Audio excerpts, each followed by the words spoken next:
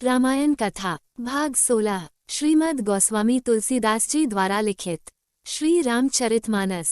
पिछले भाग में हमने देखा कि भगवान श्री राम ने शिव धनुष को तोड़ा और जानकी जी ने श्री राम जी को जय माला पहनाई। तभी परशुराम जी आए और क्रोध में उन्होंने राजा जनक को पूछा कि धनुष किसने तोड़ा।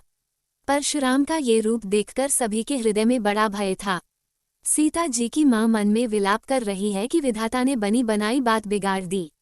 परशुराम का क्रोध देखकर सीताजी का आधा क्षण भी कल्प के समान बीतता था।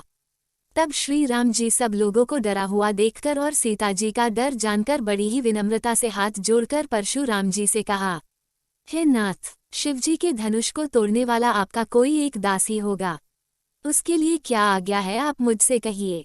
ये सुनकर क्रोधी मुनि बोले, सेवक वो है जो सेवा का काम करे। जो शत्रु का काम करे उसे दंड ही देना चाहिए। जिसने ये धनुष तोड़ा है वो सहस्त्र बाहु की तरह मेरा शत्रु है।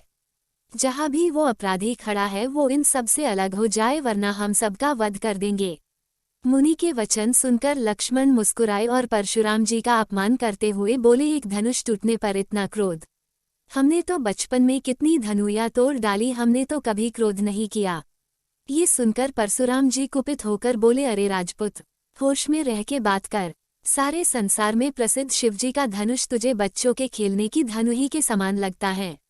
लक्ष्मण जी ने हंसकर कहा, हे देव, हम क्षत्रिय है, हमारे लिए तो सभी धनुष एक समान ही है। पुराने धनुष के टूटने से क्या हानि हुई, और फिर ये तो छूते ही टूट गया, इसमें रघुनाथ जी का कोई दोष नहीं है। मुनि, आप बिना किसी कारण इतना क्रोध कर रहे हैं। परशुराम जी अपने फरसे की ओर देखकर बोले, अरे दुष्ट, तूने मेरा स्वभाव नहीं सुना। मैं तुझे बालक समझकर नहीं मारता। अरे मूर्ख, क्या तूने मुझे एक वेदपाठी ब्राह्मण समझ रखा है क्या? तू नहीं जानता मैं एक क्षत्रिय कुलनाशक, बाल ब्रह्मचारी और अत्यंत क्रोधी हूँ, जिसने कई बार इस पृथ्वी को क्षत्रियों से विहीन कर दिया और बार बार इस पृथ्वी को ब्राह्मणों को दान कर दी है।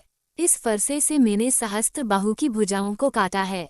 इसी फरसे से मैंने क्षत्रियों का लहू पिया है और आज तुम्हारे लहू से इस फरसे की प्यास बुझाई जाएगी। ये गर्भों के बच्चे का भी नाश कर सकता है। लक्ष्मण जी हंसकर कोमल वाणी से बोले, आप बार बार मुझे कुल्हाड़ी दिखा रहे हैं तो ऐसा लगता है जैसे एक बालक फूंक मारकर पर्वत उड़ाना चाहता हो। जो वीर होते हैं वो बातें नहीं करते, वार करते हैं।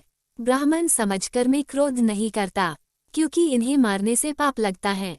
इसलिए आप मारे तो भी आपके पैर ही पड़ना चाहिए। धनुष बाण और ये कुठार तो आप व्यर्थ में ही धारण करते हैं। आपका तो एक एक शब्द वज्र के समान है। ये सुनकर परशुराम अत्यंत क्रोध से भर जाते हैं और बोलते हैं, विश्वामित्र, इस बालक को मेरी नजरों से दूर ले जाओ और इसे मेरी शक्ति बताओ। ये कुबुद्धि और मूर्ख है, ये सूर्यवंश का कलंक है। ये सुनकर लक्ष्मण जी बोले, आप अपनी आंखें बंद कर दीजिए, मैं दिखाई ही नहीं दूंगा, और आपका सुयश आपके रहते कोई और कैसे सुना सकता है। आप ही सुना दीजिए कि किस तरह आपने लाखों क्षत्रियों का नाश कर दिया, पिता का ऋण कैसे चुकाया, कैसे आपने अपनी माता का गला काट दिया। सुनाए अपनी महान गाथा। लक्ष्मण जी के भयानक वचन सुनते ही परशुराम जी ने अपने फरसे को हाथ में उठाया और कहा, बस अब कोई मुझे दोष न देना। छोटा बालक समझकर मैं इसे अब तक माफ करता था, पर अब ये मरने के ही योग्य है। विश्वामित्र ने कहा, अपराध क्षमा कीजिए, बालकों के दोष साधु लोग नहीं गिनते। परशुराम जी बोले, तुम्हारे कारण मैं इस बालक को दंड नहीं दे रहा, वरना मुझे इस फरसे से इसे मारने में जरा देर ना होती। लक्ष्मण को शांत करके श्री राम जी दोनों हाथ जोड़कर अत्यंत विनय के साथ कोमल वाणी से बोले, हे नाथ, आप तो स्वभाव से ही सुजान है। बालक ने आपका कोई अपराध नहीं किया, आपका अपराधी मैं हूँ। धनुष मुझसे भंग हुआ है, जो भी दंड देना है आप मुझे दीजिए। मुझे अपना दास समझकर चाहे आप मुझ पर कृपा कीजिए या फिर दंड दीजिए। जैसे भी आपका क्रोध शांत हो, मैं वो उपाय करने को तैयार हूँ। मुनि ने कहा, तुम भी कुछ कम नहीं हो। शिवजी का धनुष तोड़कर अब मुझे ही ज्ञान सिखा रहे हो। उधर तेरा छोटा भाई तेरी ही सम्मति से मेरा अपमान कर रहा है और तुम उसे बचाने के लिए विनय कर रहे हो। मेरे जिस फरसे को देखकर राजाओं की स्त्रियों के गर्भ गिर जाते हैं, उसी फरसे के रहते ये राजपूत अभी भी मेरे सामने जीवित खड़ा है। आगे की कथा अगले भाग में। जय श्री राम।